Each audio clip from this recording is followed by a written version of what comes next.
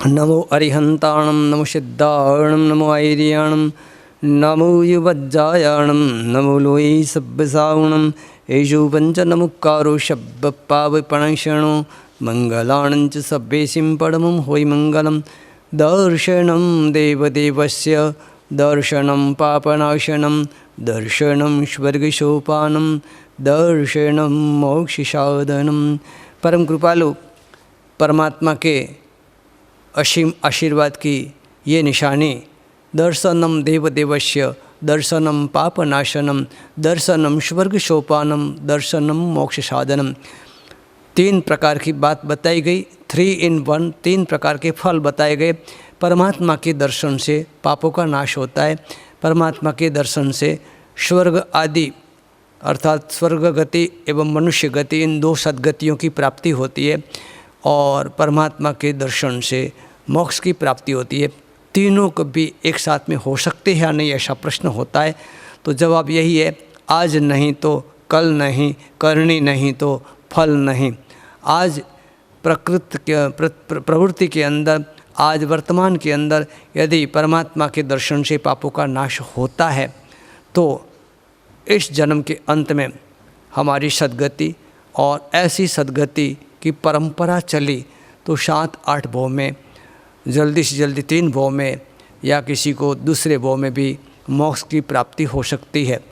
इस क्रम को देखें हम तो ऐसी सूचनाएं, ऐसे संदेश उपदेश के द्वारा परमात्मा की करुणा के रूप में हमें प्राप्त होते हैं। प्रस्तुत है चातुर्मासिक पर्व। साल में 3 चातुर्मासिक 28 आती है। 28 8 से प्रारंभ हो चुकी है। कल और परसों से गुरु पूर्णिमा पर्व से जब चातुर्मासिक प्रवचन शुरू हो रहे हैं, तब वो चातुर्मासिक प्रवचन हमारे जीवन के आगे बढ़ाने के लिए, धर्म से जोड़ने के लिए एक विशेष त्यौहार के रूप में है। धर्म परमात्मा ने बताया हुआ 2 प्रकार का है, एक वैधानिक धर्म, दूसरा नकारात्मक धर्म अथवा विधेयात्मक धर्म एवं निषेधात्मक धर्म। तो हम इन दोनों प्रकार के कर्तव्यों में से मुख्य बात को देखें। वैसे श्रावक जीवन के लिए, श्रावक जीवन की सफलता के लिए दैनिक कर्तव्य, रात्रिक कर्तव्य, पाक्षिक कर्तव्य, चातुर्मासिक कर्तव्य, वार्षिक कर्तव्य एवं जीवन कर्तव्य, इस प्रकार से 6 प्रकार के कर्तव्य बताए गए। हम चातुर्मास की बात करेंगे। चातुर्मास एक ऐसा पर्व है जिसके अंदर परमात्मा ने बताई हुई विहार व्यवस्थाओं के अनुसार नवकल्पी विहार करते हुए मुनि भगवान शेष काल में गुरु भगवान 1 महीना ठहरते हैं, और 4 महीना श्री संघ की विनंती के अनुसार, बड़े गुरु जी के आदेश के अनुसार हमें उनका लाभ सत्संग के रूप में मिलता है। ऐसा सत्संग उत्सव पाने के बाद हम यदि हमारे जीवन में जिन वाणी का श्रवण करें तो क्रम ये चलता है, सत्संग, श्रवण, उन वचनों को समझना, उन वचनों को स्वीकार करना, उन पर श्रद्धा करना, जीवन में आचार में उतारना, और उसके बाद उसका अनुभव करना, अनुभव के बाद श्रद्धा को प्राप्त करना, और श्रद्धा के बाद स्थिरता को प्राप्त करना, और श्रद्धा पूर्वक की स्थिरता के साथ यदि हमारे जीवन में जिन वचनों का आचरण रहा तो निश्चित रूप से वह हमें सन्मति, शांति, अंतिम समय में समाधि, मरण और सद्गति को प्राप्त करवाते हैं, जो ही भवांतर के अंदर सिद्धि गति को प्राप्त करवाने वाले बनते हैं। इस प्रकार के धर्म को हम 2 रूप से देखेंगे, विधेयात्मक धर्म और निषेधात्मक धर्म। कोई कहेंगे कि एक ही बात करो, 2 नहीं करो, लेकिन दोनों बात करनी पड़ती है। कि जैसे कि हम अपने बच्चों को कहते हैं पढ़ाई में ध्यान रखना, तो ये हुई विधेयात्मक बात, और मोबाइल को छोड़ देना ये हुई निषेधात्मक बात। तो दोनों बातें करने से उसकी पढ़ाई सही होगी। तो यहाँ प्रभु ने करुणा भाव से जो बताया है वह मुख्य रूप कर्तव्य के रूप में हम देखें। सबसे पहली बात है जय विधाई सूत्र में बताई हुई 2 प्रकार की पूजा, एक तो गुरुजन पूजा और दूसरी शुभ गुरु जोगो तब्बैन सेवना। इन दोनों बातों को हम समझेंगे। दोनों जगह गुरु शब्द है। तो पहला जो गुरुजन पूजा शब्द है उसका अर्थ है हमारे माता पिता, हमारे बुजुर्ग, हमारे वडील, हमारे हितचिंतक, हमारे कल्याण मित्र, उनका आदर करना, ये सबसे पहला कर्तव्य है। सबसे प्रथम तीर्थ के रूप में हमारे माता पिता है। रोज़ सुबह हमेशा के लिए वैसे तो हमने जब से जन्म लिया है तब से हमारे पर उपकार है। ऐसे माता पिता को और घर के बुजुर्गों को आदर सत्कार पूर्वक प्रणाम करने चाहिए। हमारे जीवन की शुरुआत माता पिता के चरण स्पर्श से होनी चाहिए। ऐसा करने से हमें उनके वरद हस्त का स्पर्श मिलता है। आशीर्वाद जो 4 प्रकार के हैं जो माता पिता और गुरुजनों के द्वारा हमेशा मिलते हैं, वो है मन से आशीर्वाद, वचन से आशीर्वाद, स्पर्श से आशीर्वाद। 3 प्रकार हुए। चौथा कौन सा होगा? माता पिता अपने मन से हमेशा पुत्रों को, संतान को, और ऐसे गुरुजन अपने शिष्यों को आशीर्वाद देते हैं। मन से भला चाहते हैं, मन का आशीर्वाद हुआ। माता पिता कहते हैं सुखी भव, अथवा बेटा तो सुखी रहना, बेटा तो दीर्घायु बनना, ये उनके वचन के आशीर्वाद हुए। हस्त का स्पर्श वे करते हैं, वे इस प्रकार स्पर्श से आशीर्वाद देते हैं। माता पिता के इन आशीर्वादों से पनपते हुए हम आगे बढ़ते हैं। कहते हैं कि bless can less every problem. आशीर्वाद के अंदर वो ताकत है, वो सब प्रकार के कष्टों को दूर कर सकती है। ऐसे माता पिता के चरण स्पर्श हमारे जीवन का कर्तव्य बन जानिए। ऐसे प्रवचनों को सुन करके 12 साल के एक बालक ने प्रतिज्ञा ली और घर पे जाकर के जैसे ही उसने अपने माता पिता के चरण स्पर्श करने की चेष्टा की, पिताजी ने कहा बेटा रुक 1 मिनट के लिए, स्टॉप फॉर 1 मिनट प्लीज़। और पिताजी दूसरे कमरे में गए, अपनी 70 साल की बुढ़ी माजिया को, माँ को उसने प्रणाम किए। उसके मन में चिंतन आया, जब ये बालक मुझे प्रणाम करता है तो मेरा दायित्व तो बनता है, मेरा कर्तव्य बनता है, मैं मेरी माँ को चरण स्पर्श करूं। और उसके बाद उसने अपने बेटे को कहा कि अब तू मेरा चरण स्पर्श कर सकता है। अब तक मैं अधिकारी नहीं था, अब मैं अधिकारी बन गया। ये हुई अच्छे संस्कारों की बात। अच्छे संस्कार एक ज्योत की तरह जो एक के द्वारा दूसरे तक पहुँचते हैं। तो हम सभी इस प्रयत्नों को शुरू करें और अपने माता पिता को, अपने उपकारी जनों को अवश्य प्रातः काल में उठ करके वंदना शुरू करें। गुरु वंदना की बात आई इसलिए मैं कह रहा हूँ, गुरु पूर्णिमा के पहले ये संदेश इसलिए देना चाहता हूँ कि गुरु पूर्णिमा से ये सारी चीज़ें गुरु दक्षिणा के रूप में स्वीकार करें। तो हमारे सबसे पहले गुरु है माता पिता। उसके बाद हम बात करेंगे उठते ही घर में रहे हुए आलम्बन तस्वीर है, आड़िया है, भगवान की देवकुलिका है, उसके आगे नतमस्तक होकर प्रणाम करें और आगे जा कर के नज़दीक में रहे हुए मंदिर में जा कर के परमात्मा के दर्शन करें। हाँ, कई लोग संतोष मना लेंगे, हम तो अपने घर में ही रह करके सब कुछ कर लेंगे, मंदिर जाने की क्या आवश्यकता है। मंदिर के अंदर विधि विधान पूर्वक गुरु भगवंतों के द्वारा अंजन सला का पूर्वक प्राण प्रतिष्ठा की हुई प्रतिमाएं होती है, वो अत्यंत बलवान होती है, वहाँ की ऑरा कुछ अलग ही होती है। फिर भी हम सारे कार्य मात्र घर में बैठ के नहीं करते हैं।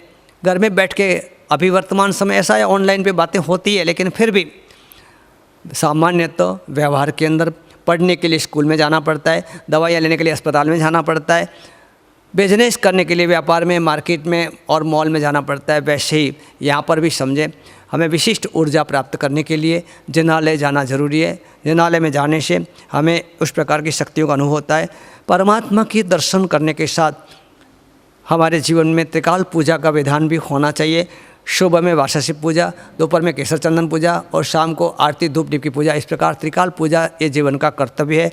कई लोग कहते हैं हम तो मात्र दर्शन करके ही संतोष मनाएंगे। तो साइकोलॉजी के अनुसार the touch is the extreme point of love. यदि किसी के प्रति हमारे जीवन में प्रेम है तो हम उसको छुए बिना, गले लगाए बिना नहीं रह सकते हैं। चाहे वो हमारा भाई है, चाहे पत्नी है, चाहे स्वजन है, चाहे संबंधी है, चाहे दोस्त है। और ऐसे ही कोई चीज़ हमें अच्छी लगती है तो वह भी हम हाथ में लिए बिना नहीं रह सकते हैं। तो परमात्मा का स्पर्श हमें वो पावर देता है। जैसे हम मोबाइल वगैरह रोज़ चार्ज करते हैं, ऐसे अपने आप को चार्ज करने के लिए परमात्मा का स्पर्श ये वास्तव में हमारे प्रेम का प्रतीक है। यदि 100 जने, 100 भाग्यशाली, 100 भक्त परमात्मा की स्तुति करते हैं तो वो पावर कहाँ जाता है, ऐसा प्रश्न मुझे किसी ने किया था। मैंने कहा हमारी प्रतिमा, हमारे भगवान का जो शेप है, हमारे भगवान का जो स्टैचू है वो ट्रायंगल शेप में है और ट्रायंगल शेप का एक विशिष्ट गुण है पावर को स्टोर करना। तो त्रिकोण आकार की प्रतिमा जो यहाँ से लेकर के यहाँ तक, यहाँ से लेकर यहाँ तक, यहाँ से लेकर यहाँ तक और यहाँ से लेकर यहाँ तक, उसका पिरामिड शेप ही बनता है। उसकी यदि बाह्य रेखा बनाई जाए तो ऐसे पिरामिड शेप की जिन प्रतिमा के अंदर स्टोरेज पावर होता है। तो 100 भक्ति करेंगे भक्त, उनका पावर यदि कोई स्पर्श करता है उसको सहजता से मिल जाता है। ऐसा पारितोषिक, ऐसा प्राइज़ भगवान की ओर से मिलता है यदि भावना के साथ परमात्मा के उस अंगों के दोहे बोल करके संकल्प करके हम परमात्मा की पूजा करते हैं तो हमें 6 महीने के अंदर एक अलग प्रकार की ऊर्जा का अनुभव होता है। शास्त्रकार भगवंतों ने कहा कि उपसर्गाशयम यान्ति छिद्यन्ते विघ्नवल्लय मन प्रसन्नता मेति पूज्य माने जिनेश्वरे। परमात्मा की पूजा इस प्रकार से अवश्य करनी चाहिए। परमात्मा की पूजा ये द्रव्य पूजा हुई, ऐसे ही परमात्मा की स्तवना करना ये परमात्मा की भाव पूजा है। साथ ही यदि मेरे इस वचनों को सुन करके किसी ने माता पिता को चरण स्पर्श करना शुरू कर दिया, ऐसी घटनाएं पहले में भी बनी। फिर उन माता पिताओं को मैंने पूछा कि अब तो ठीक चल रहा है आपका लड़का, आपको रोज़ सुबह उठ करके पाँव छूता है, कि ठीक बात है सुबह उठ करके पाँव तो छूता है मगर दिन भर में हमारी एक भी बात मानता नहीं है। तो माता पिता को संतुष्टि नहीं थी।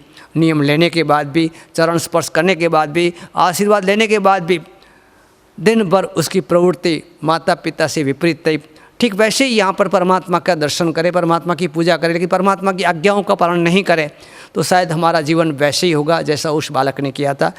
परमात्मा की आज्ञाओं के अंदर बहुत सारी आज्ञाएं, परमात्मा चाहते हैं सभी जीव करूँ शासन ऋषि, परमात्मा चाहते हैं कि सब मेरे जैसे बन जाए। ये बहुत ही सोचने जैसी बात है। कोई श्रीमंत नहीं चाहता कि मेरी सारी श्रीमंताएं किसी को दे दूं, कोई डॉक्टर नहीं चाहता कि मेरी विद्या मैं किसी को दे दूं। हर जगह पर कंपटीशन है और सब कोई चाहते हैं कि मेरी दुकान अच्छी चले, मेरी कंपनी अच्छी चले, मेरा बिजनेस अच्छा चले, मेरी प्रैक्टिस अच्छी चले, बाकी का जो होना हो सो आप भला तो जग भला। लेकिन हमारे एक परमात्मा ऐसे भी चाहते हैं कि मैंने जो साधना की, मैंने जो ज्ञान प्राप्त किया, मैंने जो सिद्धियाँ प्राप्त की वो मैं बाँट दूँ, वो मैं सबको दे दूं। मैंने जिस शाश्वत सुख को पाया है उस शाश्वत सुख को सबको ही पाए। ऐसी परमात्मा की महान भावना की वजह से ही धर्म का उत्पादन, धर्म की उत्पत्ति हुई है। और ऐसी परमात्मा की करुणा हम समझे। भगवान ने जो भी कहा है, गुरु भगवान जो भगवान की बातों को कह रहे हैं वे अपने लिए नहीं परंतु सभी के लिए कह रहे हैं। इसलिए प्रॉफिट उनका और उस बिजनेस उनका और प्रॉफिट बांटना हम सभी के लिए। ऐसे परमात्मा ने कहा कि सुबह उठते ही तुरंत ही मुंह में पानी या खाना नहीं डालना चाहिए। कई लोग तो उठते ही लेटे, उनकी बात अलग है, लेकिन सूर्योदय के बाद 48 मिनट के बाद कुछ भी खाना पीना उसके नवकारसी का पचखाण कहते हैं। एक प्रहर अर्थात पूरे दिन का 1/4 भाग निकलने के बाद, व्यतीत होने के बाद कुछ भी खाना पीना लें उसको पौर्शी कहते हैं। वैसे ही 1.5 गुना समय निकले उसको 60 पौर्शी कहते हैं। पूरे दिन का आधा भाग जब निकलता है उसको परिमट कहते हैं।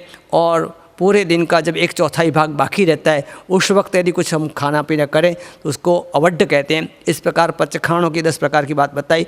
कम से कम हमें नवकारसी तो करनी ही चाहिए। किसी ने मुझे पूछा कि महाराज जी ये नवकारसी का अर्थ क्या है? हम तो 3 टाइम ही खाते हैं, क्या 9 बार खाना चाहिए? नवकारसी का अर्थ ये प्राकृत भाषा का अपभ्रंश शब्द है। कुछ भी खाए पिए हमारे उपकारी अरिहंत परमात्मा को नमस्कार करके, नमोकार संयम शब्द से नमोकारसी शब्द है, तो परमात्मा का स्मरण करके ही मुंह में कुछ डालना चाहिए। इस प्रकार नवकारसी का पचखाण। इसी प्रकार शाम को सूर्यास्त हो जाने के बाद कुछ भी भोजन लेना नहीं चाहिए, ये हमें ध्यान रखना चाहिए। आज भी कच्छ के अंदर अनाथई शब्द है और राजस्थान के अंदर हिंदी भाषी प्रदेशों के अंदर सौगंध पालना शब्द है। परमात्मा ने जिसके लिए सौगंध दे दी वह हमें नहीं करना चाहिए। चौविहार का अर्थ है now finish the time of orders border. अब भगवान की आज्ञा की सीमा पूरी हो गई, अब उस बॉर्डर को पार करके कुछ भी खाना पीना नहीं चाहिए। इसी प्रकार विधेयात्मक धर्मों के अंदर हम पूरे दिन के अंदर खूब बोलते। परमात्मा ने 12.5 साल की तपश्चर्या के दौरान मात्र एक बार चंडकोशी के प्रसंग में 9 शब्द 9 अक्षर बुझ बुझ चंडकोशी बोले, परंतु परमात्मा ने जितनी बार भोजन किया इतनी बार बोलने का नहीं। कि परमात्मा ने 349 बार पालने किए, लेकिन 349 क्या 3 बार भी भगवान ने साधना के दौरान बोला नहीं है। कहना पड़ेगा कि जब भगवान महावीर ने साधना काल के अंदर लगभग 1.25 लाख घंटे जितना मौन किया, तो हम ये प्रैक्टिस अभी से शुरू करें। दिन भर हम जितना बोलते हैं बिना आवश्यकता का बोलते हैं, वो लगभग 40 पेज की एक पुस्तिका लिखी जाए, इतना हम बोलते हैं। तो कोशिश करें कम बोलने की, जिसको भाषा समिति कही जाती है। नहीं बोले तो वचन गुप्ती होती है। हम 1 घंटा 2 घंटा 3 घंटा मौन करने की कोशिश करें, जिससे स्वयं को शांति मिलती है। और कई बार तो ऐसा होता है कि कई लोग घर से बाहर निकलते हैं और घर वाले हाथ जोड़ते हैं, बहुत अच्छा हुआ 3 घंटे अब दुकान पे जाएंगे तो हमारे घर में शांति हो जाएगी। कई बार बहु विचार करते हैं कि सास अभी घर में नहीं होगी तो शांति होगी। ऐसा हमारे लिए नहीं होना चाहिए। मौनम सर्वार्थ साधनम, हमें अवश्य मौन करने की कोशिश करनी चाहिए। चातुर्मास के अंदर सूक्ष्म रूप से कई जीवों की उत्पत्ति होती है, तो जैना धर्म का पालन करना चाहिए। हमारे पास बहुत समय होते भी नो टाइम करते हुए हम लोग इतना फास्ट ज़िंदगी जी रहे हैं कि छोटी सी बातें ध्यान रखें कि सुबह रसोड़े के अंदर चूल्हे को प्रमार्जन किया जाए, ताकि कोई छोटी मोटी जीव जंतु की बात वहाँ नहीं रहे। कोई भी चीज़ हाथ में लें प्रमार्जना करके करें, पानी छान के ही पिएं। बाथरूम संडास के दरवाजे बंद करते वक्त थोड़ा सा देख लें कोई जीव जंतु तो नहीं है। इस प्रकार दूसरों का ध्यान रखने वालों का धर्म भी ध्यान रखता है। जैना धर्म जीवदया धर्म, इसको जैनों के कुल देव के रूप में भी माना गया है। अहिंसा परमो धर्म और आचार प्रथमो धर्म। अहिंसा को परम धर्म के रूप में हमने स्वीकारा है, तब उसको प्रैक्टिकली कैसे करना, इसके लिए जीवन के आचारों के अंदर, हमारी प्रत्येक गतिविधि के अंदर, अर्थात in every moment in every movement we have to care, अपने को ध्यान रखना है किसी जीव की हिंसा नहीं हो। इसी संदर्भ के अंदर निषेधात्मक धर्म के अंदर जमी कंद का त्याग करना। आज की तारीख में बहुत कुछ दुनिया ने सिखाए, बाजार का नहीं खाना, गर्म पानी पीना वगैरह बातें आज तीसरी लहर के पहले भी उतनी ही प्रबलता से चल रही है। जैनिज़्म को प्रैक्टिकल रूप में, परफेक्ट धर्म के रूप में और साइंटिफिक रिलीजन के रूप में लगभग दुनिया ने जब स्वीकार किया है, तब हमें ये महामूली विरासत सहज रूप से गुरुजनों के द्वारा, माता पिता के द्वारा मिली हुई है। एक बात विचार करें कि ऐसा सब करवाने के लिए भगवान ने जो आज्ञाएं की है, उसके पीछे उनका स्वार्थ क्या। कई लोग कहते हैं तो फुर्सत के समय में लिख दिया शास्त्र।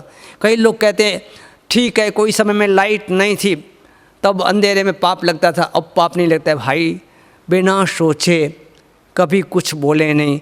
और एक बात तो ज़रूर कहूँगा कि किसी भी प्रकार की एनर्जी के प्रति एलर्जी कभी भी करने से हमको ही नुकसान होगा। धर्म को नहीं मानने से धर्म को भी नुकसान नहीं होने वाला है। हाँ, समझे ज़रूर, जो चीज़ें पहले थी वही आज है। आज ऐसे सुधार के समय में, आज साइंस के ज़माने में भी एक्सीडेंट के केस के सिवाय कभी भी रात को ऑपरेशन करना उचित नहीं माना गया है। भले ही ओटी अर्थात ऑपरेशन थिएटर की पूरी सीलिंग के ऊपर 250 वोल्ट के 100 बल्ब लगा दें तो भी रात को ऑपरेशन करना गलत माना गया है, रिस्की माना गया। क्योंकि वेयर देयर से डार्कनेस देयर आर जर्म्स, जहाँ भी अंधेरा है वहाँ जर्म्स पैदा होने की संभावना है। और डार्कनेस का अर्थ scarcity of sunlight, Surya Prakash का अभाव ही अंधकार माना गया है। लाइटें कितनी लगे, रात्रि भोजन में पाप लगता था, लग रहा है और लगेगा। इसलिए जमी कंद का त्याग भी उसी सीरियल में आता है, क्योंकि सूर्य की किरणें जमी के अंदर पहुँचती नहीं है। इसलिए ज़मीन के अंदर पैदा होते हुए पदार्थों के अंदर हीट खूब होती है, स्ट्रेंथ खूब होती है, लेकिन आपकी अक्ल, बुरा लगे तो बुरा नहीं मानना, आपकी बुद्धि, आपका माइंड पावर, आपका विल पावर, आपका डिसीजन पावर सब कुछ धीरे धीरे कम होगा। क्यों कि ज़मीन के भीतर पैदा होती हुई चीज़ें गर्मी दे रही है, शक्ति दे रही है, लेकिन एक्स्ट्रा हीट भी आपको दे रही है। जैसे कि डायमंड्स है, कोयले हैं, पेट्रोल है, डीजल है, ऐसी जमी कंद है। और ऐसी चीज़ें निरंतर खाने से वह परिणाम आएगा कि आपकी तीसरी पीढ़ी में जन्मते ही क्रोध शुरू हो जाएगा। हम आज देख रहे हैं वो चीज़ें कि क्रोध तो जैसे नाक की टेर पर खड़ाई है, बात हुई नहीं, बात बिगड़ी नहीं और हम बिगड़े नहीं। ऐसे में यदि क्रोध से बचना है तो जमी कंद से अवश्य बचना चाहिए, रात्रि भोजन से अवश्य बचना चाहिए। समय ऐसा आ गया, छोटी छोटी बातों में लड़ते हैं, डिवोर्स होता है, सुसाइड तक पहुंच जाते हैं। तो क्रोध को ख़त्म करने के लिए भगवान की आज्ञा को मानना बहुत ज़रूरी है। विशेष तो विस्तार से कहेंगे, समय आज इतना ही है।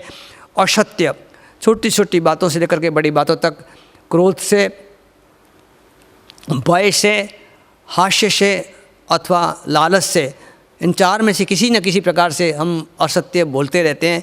ये आदतें अच्छी नहीं है, क्योंकि उससे हमारा माइंड पावर कमज़ोर होता है। सच बोलने वाले को कभी मेमोरी नहीं लगानी पड़ती कि मैंने क्या बोला। झूठ बोलने वालों को याद रखना पड़ता है कि मैंने क्या बोला था, उसके आगे क्या बोला था, वहाँ क्या बोला था। क्योंकि झूठ एक झूठ 100 झूठ को पैदा करता है। इसलिए कम से कम गुरुदक्षिणा के रूप में चतुर्मास के दिनों के अंदर झूठ बोलना बंद करें। सबसे बड़ी खतरनाक चीज़ एक है निंदा। आदमी को नींद के बिना चलता है, निंदा के बिना नहीं चलता। ये जो नेचर बन गया है, और नेचर बनते बनते हम भगवान की भी निंदा कर लेते हैं, गुरुओं की भी निंदा कर लेते हैं, माँ बाप की भी निंदा कर लेते हैं। लेकिन एक बार किसी की निंदा करने के पहले अपने आप को तराशें, अपने आप को टटोलें कि हम में वैसी कोई चीज़ तो नहीं है।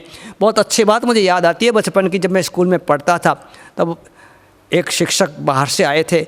उन्होंने एक बात हमें बताई, वो अच्छा बोलने के विषय में सिखा रहे थे।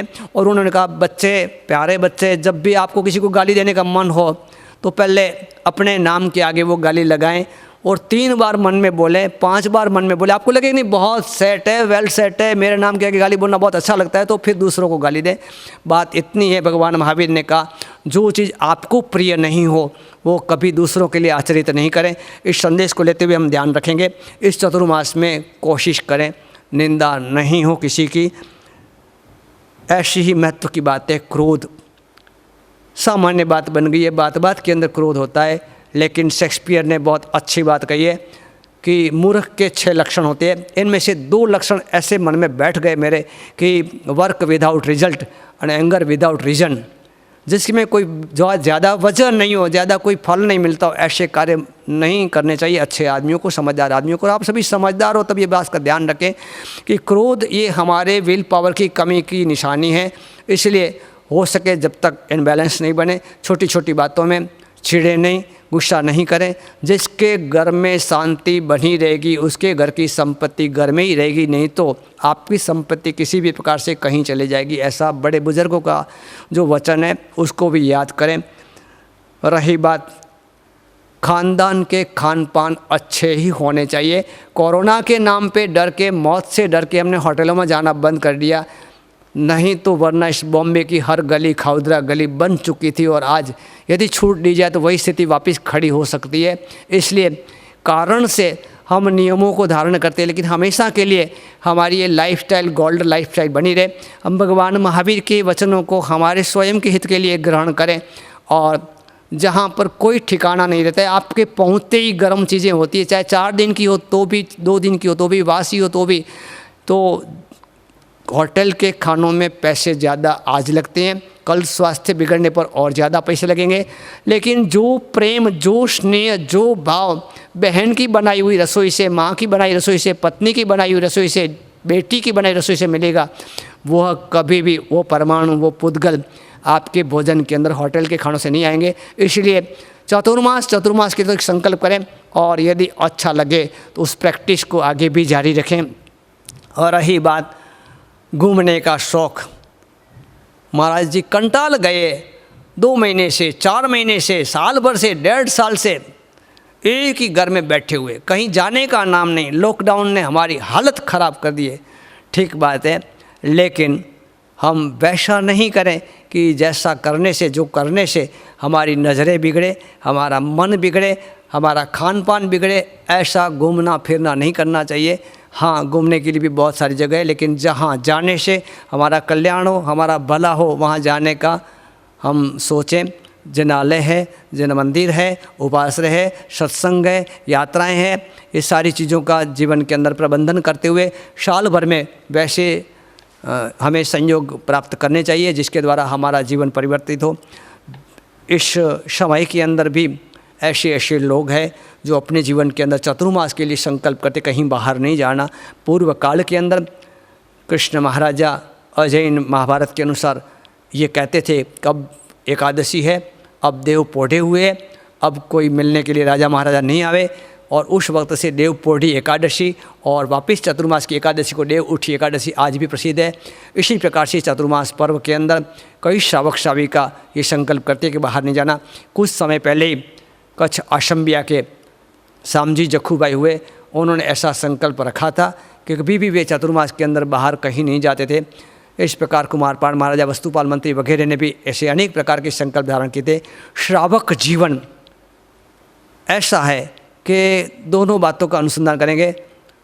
जे फरे ते चरे अने बांध्यो भूखे मरे, ऐसी भी एक कहावत है तो साथ में यदि गुजराती में भी ऐसी दूसरी कहावत है कि 5 पैसा खोया तो भले खोया परंतु जामनगर तो जोया। ऐसे देखने की सारी बातें आती है, लेकिन साथ में अनुसंधान करें। जेटलू जोयूं एटलू खोयूं अने पाछळथी रोयूं। जितना ज़्यादा देखेंगे उतना हमारा इंटर कंप्यूटर में सबकॉन्शियस में ज़्यादा फीड होगा और इतने ज़्यादा विचार बाहर के आएंगे।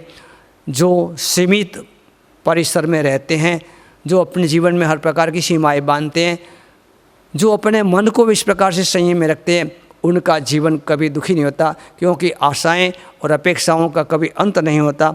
इस प्रकार की ये सारी बातें हम जीवन में समझें और हमारे जीवन के अंदर मनुष्य जीवन को सफल करने के लिए आज तक जो पापों का पुनरावर्तन चल रहा है, उस पुनरावर्तन को बंद करना है और परिवर्तन को यदि लाना है तो याद रहे चतुर्मास का प्रवेश गुरु भगवंतों का प्रवेश होता है और वहाँ से लेकर के हमारे जीवन में भी धर्म का समझ का प्रवेश होना चाहिए। पर्यूषण के आसपास तक में हम वैसे ट्रेन हो जाने चाहिए कि हमारा मन मात्र और मात्र आत्मा की ओर रहे, जिसको परितः वसनम आत्मनः कहते हैं। चतुर्मास का परिवर्तन गुरु भगवंत का हो, उसके पहले हमारे हृदय का परिवर्तन हो जाना चाहिए। इस प्रकार के भाव अभी आप सभी रखें। तो प्रवेश का प, पर्यूषण का प, परिवर्तन का प और उसके साथ हम याद रखेंगे गुरु पूर्णिमा का भी प और अंत में गुरु दक्षिणा इतनी लगी। हम और कुछ कर सके कि नहीं कर सकें, प्रवचन श्रवण अवश्य करेंगे। वर्तमान समय में जिस प्रकार के माध्यम से प्रवचन गुरु भगवंत के प्राप्त होते हो, जहाँ कहीं हमारी रुचि हो, जहाँ हमारा रस हो, अवश्य हम प्रवचन सुने, क्योंकि गुरु भगवंत 100 घंटा पढ़ते हैं, 10 किताबें पढ़ते हैं और 1 घंटे में हमको सब कुछ क्रीम मिल जाता है। ऐसी गुरु भगवंतों की अनुभववाणी हम अवश्य प्राप्त करें, हमारे जीवन को सफल करें, चतुर्मास के इस योग को सफल करें। गुरु पूर्णिमा से पूर्व आप सभी इस भाव को धारण करें और आने वाले समय से संकल्पबद्ध होकर के इन नियमों का पालन करने की कोशिश करें। जिनाज्ञा विरुद्ध बोला उत्तमिच्छामि दुक्कडम सर्वमंगल मंगलम सर्वकल्याण कारणम प्रधानम सर्वधर्माणाम जैनम जयति शासन।